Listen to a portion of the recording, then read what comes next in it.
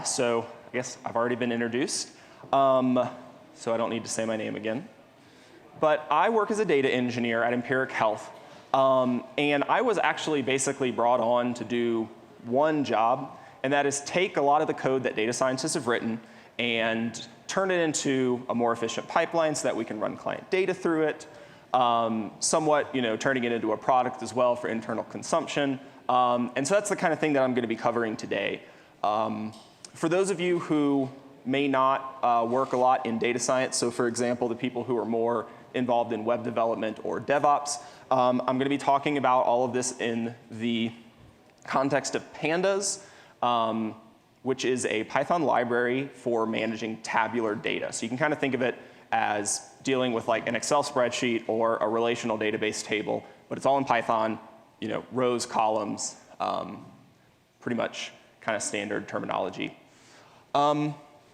First things first, just a quick kind of helper function for us. And I guess I'll take a step back. If you've never used Jupyter Notebooks before, or this is actually Jupyter Lab, which kind of gives you a little mini IDE in the browser, I recommend that you Google search it, look it up, learn how to use it. It's very useful for writing interactive code, something like this. I don't have any slides. I'm basically just going to be stepping through this. All of my code is pre-written and hidden. I will be showing it as I go along, and you'll be able to see the output of what I'm writing, and it'll be there so that we can kind of check our results.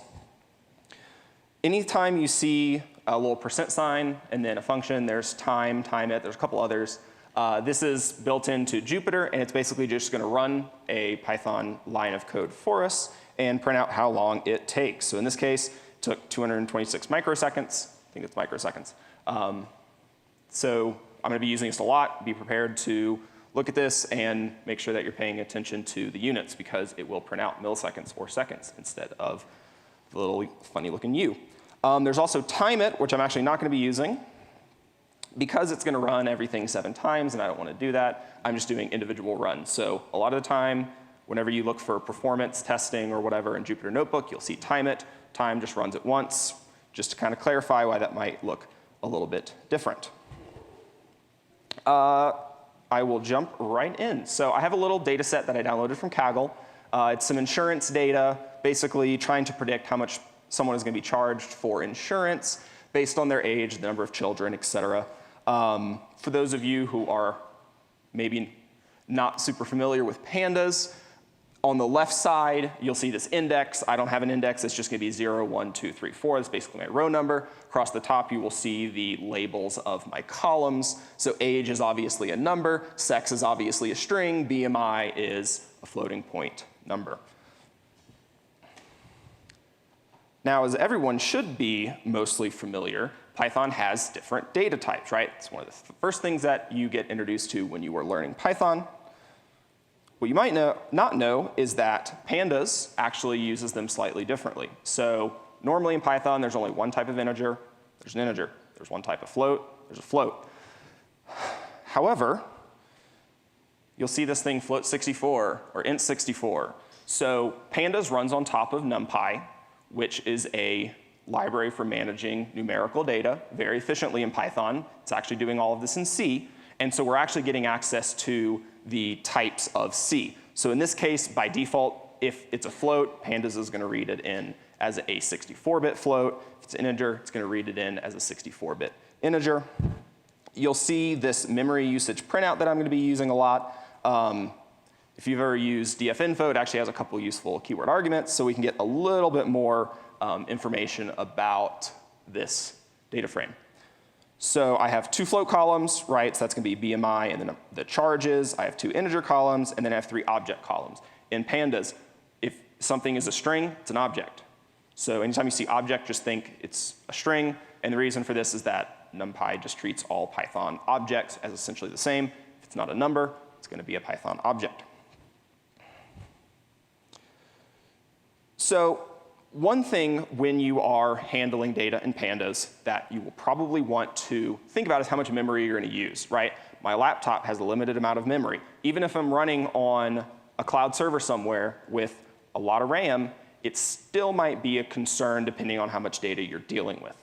A A lot of the time you may be trying to process more data than you actually have RAM, say if you're doing something on this laptop. So for example, maybe I have 10 gigabytes worth of data in a file. My laptop only has 8 gigabytes. You know, it just depends on kind of the situation you're in, but memory usage is something that you definitely want to be aware of. So in this case, my data frame has almost 300 kilobytes of data. Most of those are going to be strings. Strings are more expensive to store than numbers. But first things first, we'll start with kind of the smallest stuff first. So age, if we look at age, right, there's no reason that we need 64 whole bits to represent the age of someone. Realistically, you're going to go from 0 to maybe 100 something. We have no negatives, right? Can't be negative age. And we don't have anything very large. So we can actually use uint8, so this is an 8-bit unsigned integer in C, to represent this. So we're going to use 64 divided by 8, so we're going to use an eighth as much memory to represent this column. And again, since there's no negative age, and since there's an upper limit on someone's age, we don't actually really care about you know, someone being 1 million years old. In Pandas, you use the asType function, if you haven't seen it before, to convert from one type to another. And so we went down a little bit. We went from 286 to 268. You'll see that, so I did both age and children, right, because you can't have negative children. And now our data frame has 2 uint8 typed columns, okay? We didn't really save very much. We saved, you know, maybe about 10% of our overall usage. Floats are going to be a similar story. So in NumPy and Pandas, there are 2 float types. There's 32 and 64 because there's just a minimum number of bits required to represent floating point numbers.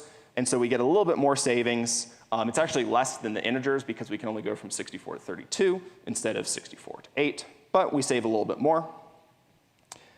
Now we got to start thinking about how we're going to optimize our string columns. So you could shorten strings, for example, right? Depending on what kind of data you're dealing with, maybe you have what's more like categorical data. So for example, right, region, southwest, northwest, there's kind of a limited number of values that it's going to have. So you could, for example, keep track of a map of strings to integers so that you can store a couple strings and then convert that whole column to a uint8, because again, we're not going to have very many categories, so we don't need to worry about representing negative numbers or very large numbers. And we're going to save a lot more memory, right? So now we've gone from 257 to 180. So we actually saved about a third. We no longer have this smoker column as a yes or a no, because again, we don't really care about what the string is. If this column was something like a name, you couldn't really do this, right? Because you need to preserve that information. It's probably too unique to really be able to, you know, handle a map effectively. It's just not something that's going to be very useful for you. But anytime you have something that's kind of like a category, it's going to be useful to do this for. And if we check, so this is a handy function. If you didn't know about it, I didn't actually know about it until a couple months ago, called select dtypes. It'll basically give you all of the columns in a data frame that are that type. So in this case, we've converted our smoker yes, no to smoker 0 or 1, basically indicating true or false. You could also just do true, false as well instead of these integers. I'm just sticking with integers because I like them more. So you might think, okay, that's great. I can do that. I can manage this map myself. And before maybe 2 versions ago in Pandas, that's how you would have to do it. But recently, they introduced something called Categoricals. And I'll actually open up the doc page so that if you ever want to go look for this, you would know where to go look for. So I'm not actually going to read any of this because I can just explain it in fewer words. Categoricals are a built-in way to do exactly what I just said. Pandas will automatically handle mapping from these numbers that you're using to represent your categories to the strings themselves. So you no longer have to maintain a map of which values correspond to which numbers. And most importantly, you're not going to have to map back and forth when you're trying to process data. So we'll kind of get through all of that. Uniqueness, like I said, is something that you should probably take into account when you're doing something like this. So in this case, these 2 columns, sex, region, are very good for using this categorical type. Why? Because they really are categories, right? Something like a name is going to be very unique, right? Something like an address is going to be very unique. Probably not that useful to use this for. But something like a state, right? In the US, we have 50 states, plus DC and a couple territories. So if you have 10 million rows, it's going to be very, very duplicative, right? You're going to have a lot of the same state. That might be something that you want to use this for.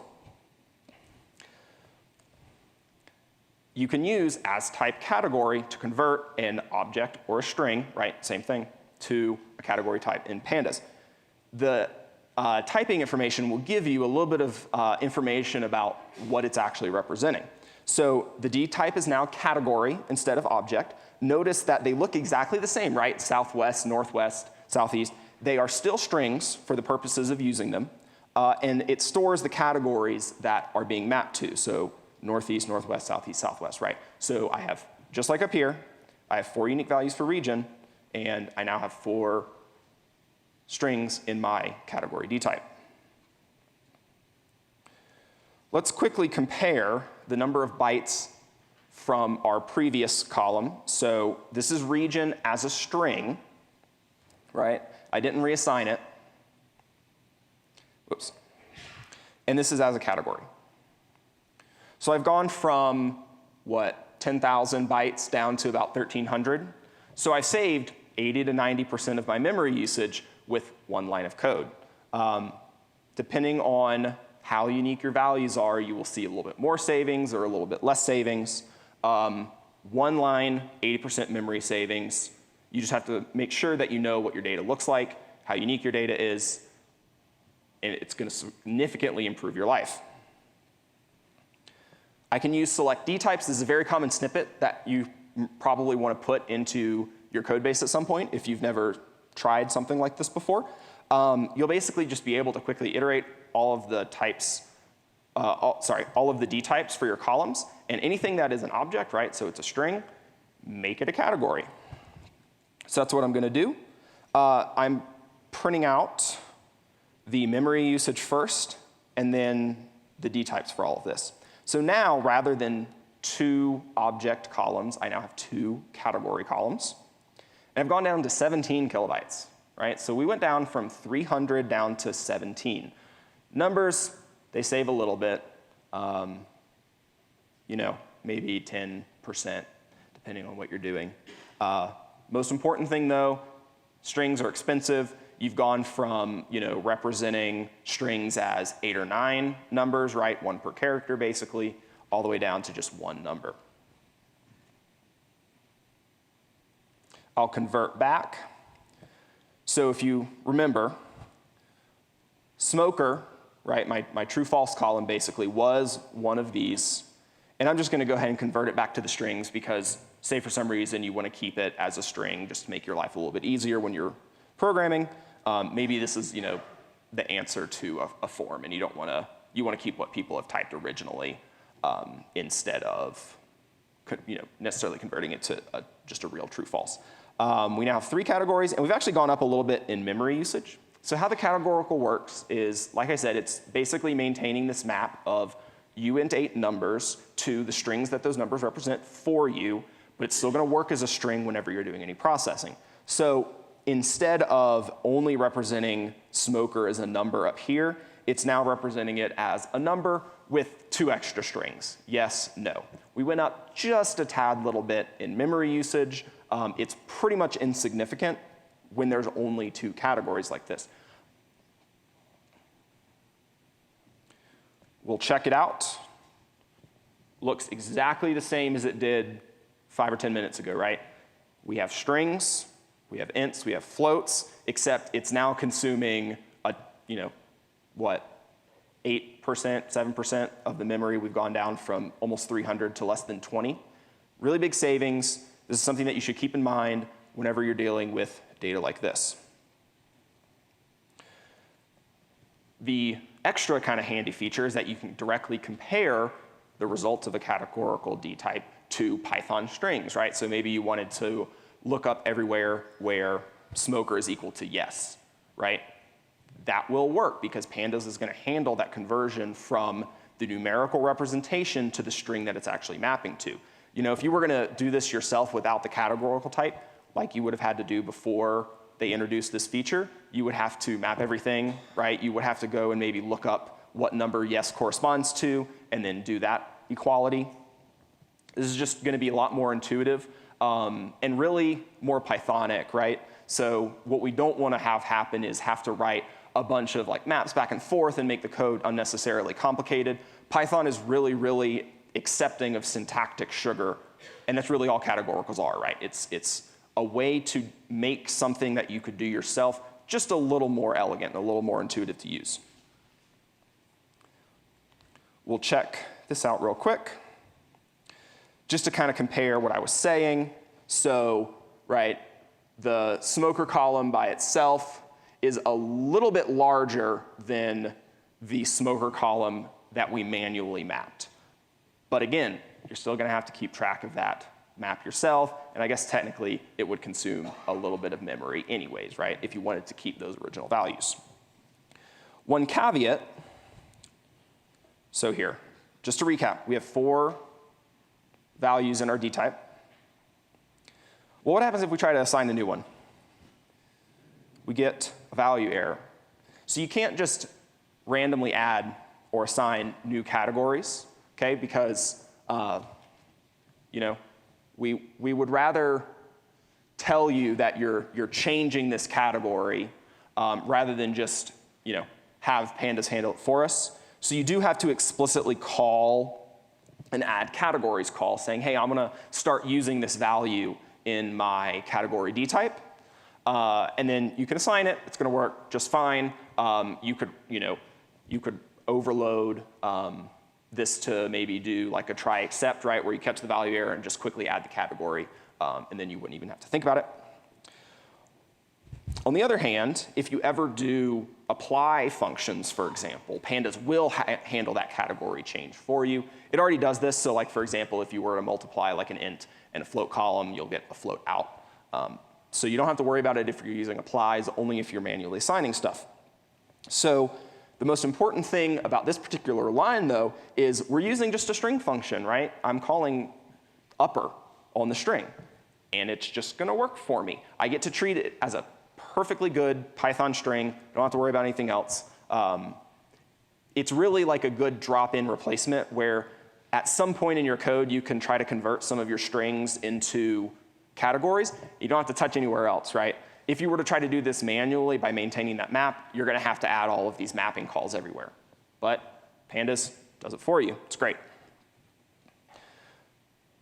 Most important thing, probably for a lot of people, would be changing when you're actually reading your data in, right? So depending on whether or not you know what your columns are already, you can just read them in like this. So you can pass a map to Pandas read CSV, read SQL, whatever, and it'll actually handle this typing for you. You could also write a function that would, for example, if you're not sure how unique your data is, you could pick a threshold, maybe no more than 10% unique values, right? So if you have 1 million rows, maybe you want to use a categorical if you have up to 10,000 different categories.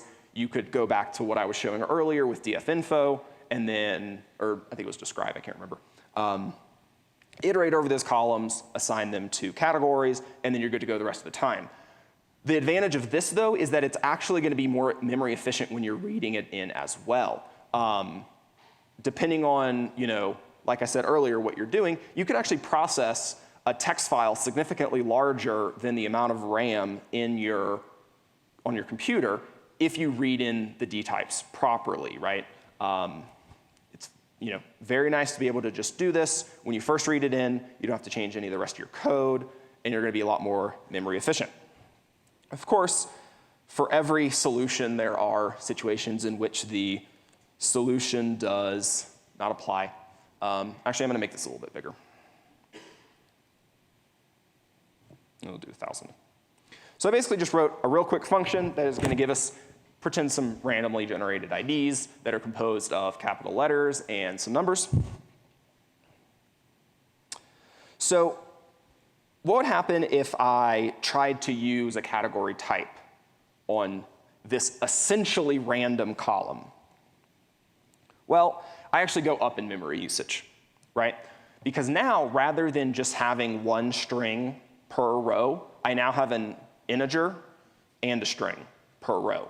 I'm not really able to make use of the memory savings because I still have to keep around one string per unique string in my data frame. This is essentially random. It's going to go up. Depending on, like I said earlier, it just takes a little bit of trial and error to really figure out where in your particular data sets that you may encounter, where you might want to use this, depending on how unique your values are. Some things that you might not actually expect would be useful for this. So like, for example, maybe you have IDs that represent objects from different locations, right? And those IDs are not necessarily unique globally, but they are unique per data source that you're encountering them in. And then maybe later on you treat it with an identifier for the data source as an overall unique ID. You could probably use categoricals on that type of thing. And then just as a final note, sometimes people might think, oh, I want to use categoricals on my dates because there's some, they tend to duplicate. There's not all that many unique values, especially if you don't have times. But really, you should just use the built-in datetime type because this is an example of a Python object. Normally you think of like a datetime object that actually has a corresponding type in NumPy. All right, so away from memory and on to CPU execution time. This is actually targeted a little bit more at people who are maybe not necessarily all that familiar with pandas and is more of a recap of what not to do. So I have some credit card information here. I only pulled in 1,000 rows. There's a little bit of memory, right? So I have a bunch of floats, a couple ints. Really, you don't even really have to worry about what this is doing. If you wanted to very quickly look at it, it's basically just anonymous numerical data. We don't really care about it. But what I'm going to be doing is multiplying some value by 100. One thing that's in the Zen of Python is there should preferably only be one way to do things. Pandas breaks that rule, and I don't like that it does. But here are some ways that we can multiply a column by 100. The absolute worst thing that you can do is loop over the index and look it up. So that took 270 milliseconds, which again, don't take that long. What if you were doing this on 1 million records, right? It's going to get slow very quickly. So I'm manually looping over this index. In this case, my index is just the number, so I can kind of get away with loc instead of iloc. But it's slow. One thing that's actually faster that a lot of people don't realize is you can actually just collect them in a list and then assign the list, and it basically does less shuffling of memory. And so it actually is going to be faster, even though you're still iterating over it manually and collecting the results and then saving them. If you do ever need to loop over individual rows of a data frame for some reason, you should use iter rows. It's faster, right? So I'm still doing the exact same append and then assign the column here, except I'm using iter rows instead of manually looking things up. So it's about 4 times faster. Using apply, very common, right? Apply is probably the most called function in pandas. Anytime you need to do like specific manipulations on rows or columns, you're going to be doing this. It's even faster, so this will handle that looping for us, and then we just assign it over. We're down to about 20 milliseconds. This one is very slightly different in that in the first one, I was having to go row by row, and in the second one, I'm just going by the column values, 20 times faster. So make sure you actually understand what data you need in your apply, right? So up here, since axis is equal to 1 for those of you who aren't familiar with pandas, this is going to be iterating row by row and picking out the amount from the row, multiplying it by 100, and then it basically collects all those values and assigns them back over. Here, since I did not pass in axis, it's operating just on that column, right? So df amount versus df.apply with the axis. So again, all of these things do the exact same thing. I'm printing out the sum of the result each time. I haven't actually mentioned that, but just to prove that it's the same exact result, there's about 15 different ways to do it. one of the more, I don't know, obvious things once you kind of see it for the first time is that pandas will do what's called broadcasting of your operations. I guess technically called vectorizing. But I'm just saying, hey, you know what, multiply this. I think this is an integer column, but I can't remember. Multiply it by 100, right? The whole column, just multiply it by 100.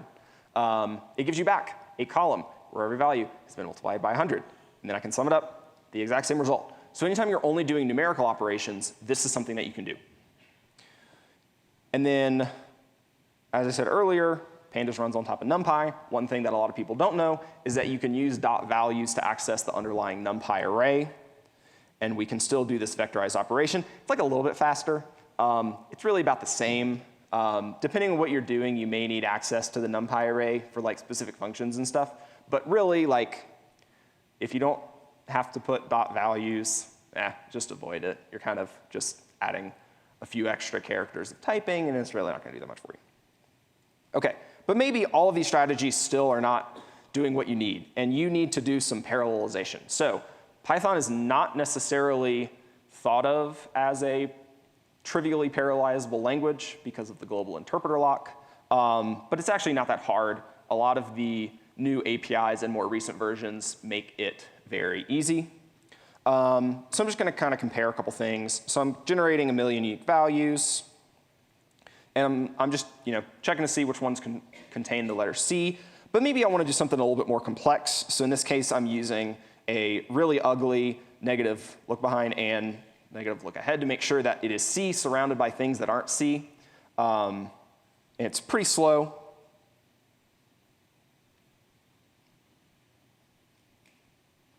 So it took about 5 seconds, right, on 1 million rows, which, it's not that slow, but we can get a little bit faster. Multiprocessing is going to be the library that you're generally going to use for a lot of your kind of standard parallelization. There's a bunch of different things that you can do. I know that some other talks, one person is going to cover Dask, and one person is going to cover CUDA, which are very different ways and are used in very different situations. But this is something that is pretty much just constrained to the standard library, right? Multiprocessing, part of the standard library. We get ourselves a pool. I'm just using 4 processes because I have 4 cores on this laptop. And then NumPy has an array split method, so I'm just splitting up my data frame into 4 pieces. And then I'm summing the summed results, right? So this contains function is going to return the sum of my regex, true, false, so zeros and ones. I'm basically just counting up the number of rows where it's true for, and then I'm going to sum up everything that the pool returns. And we should be a little bit faster. So it took about half the time. Notice it's not 4 times the speed, even though we're using 4 cores instead of 1. That's because when you're using multiprocessing, Python has to copy the memory that it's accessing to the different processes that it's running on because they can't operate on the same memory. That's why the global interpreter lock is sometimes thought of as making it more difficult to write parallel programs. Multiprocessing has a submodule called dummy. It's basically the same. It's just a pointer to the multi-threading library. I prefer doing it because it's funny. We're going to try thread pool now. And we're going to be sitting here for a while. Anytime you're writing something that is going to need to be operating on like the same memory, you should use processes instead of threads because the global interpreter lock prevents threads from accessing the same objects at the same time. It took 15 seconds. I tried to parallelize this on 4 cores. It actually made it a lot slower. So you just need to keep in mind like what kinds of things are you doing, where are threads versus processes going to be more applicable, and just kind of make sure you do a little bit of testing to make sure that you're not actually slowing anything down. You might also see concurrent futures referenced in certain places. It's a newer library that essentially works exactly the same as the multiprocessing library. There are certain differences in how the API works, but if you look 2.6, 2.44, it's really about the same. In fact, I'm pretty sure that they essentially operate the same in terms of how the pools work. The APIs are just a little bit different depending on what exactly you want to do. So given all of that, Python has a really, really great library of packages. This one is called Pandas Parallel. And basically, it is 2 lines and then 1 code change. So you're going to import Pandarallel, you're going to initialize it, and then anywhere you see apply, you're going to change to parallel apply. And we'll get some nice little printout information. We're using 4 workers because it identified the number of cores that I'm using, and we get about the same amount of time, right? 2.7 seconds. So definitely use this. It's kind of what I was talking about earlier in terms of if you read in your D types at the beginning, you don't have to change any other code. If you use Pandarallel, exact same thing. You just change apply to parallel apply. I'm out of time, but I promise I will be around for questions and answers if anybody has any. Thank you.